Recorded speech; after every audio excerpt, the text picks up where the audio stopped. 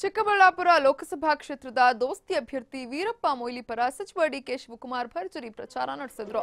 ನೆಲಮಂಗಲಕ್ಕೆ ಆಗಮಿಸಿದ್ದ ಡಿಕೆ ಶ್ರೀನಗರದ police ಠಾಣೆಯಿಂದ road show ನಡೆಸಿ ಮತಬೇಟೆಯಾಡಿದ್ರು.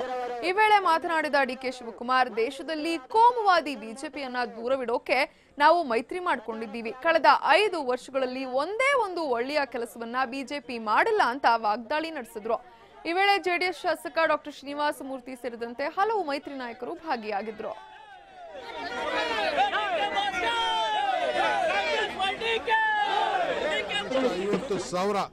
ಲೀಡು ಇದೊಂದೇ ಕ್ಷೇತ್ರದಲ್ಲಿ ಬರ್ತಾರೆ ಅನ್ನೋ ಒಂದು ಆತ್ಮವಿಶ್ವಾಸ ನನಗಿದೆ. ಖಂಡಿತ ಇದು ಎತ್ತಿನೊಡೆ ಕಾರ್ಯಕ್ರಮ ಕಾಂಗ್ರೆಸ್ ಸರ್ಕಾರ ಮಾಡಿದೆ. ಜನತಾದಳ ಸರ್ಕಾರ ಮತ್ತು ಕಾಂಗ್ರೆಸ್ ಸರ್ಕಾರ ಮುಂದುವರಿಸ್ತಾ ಇದೆ. ನಾನೇ ಅದರ ಜವಾಬ್ದಾರಿಯನ್ನು ವಹಿಸಿಕೊಂಡು ಆದಷ್ಟು ಜನರಾಗಿ ಈ ಭಾಗದ ಜನರಿಗೆ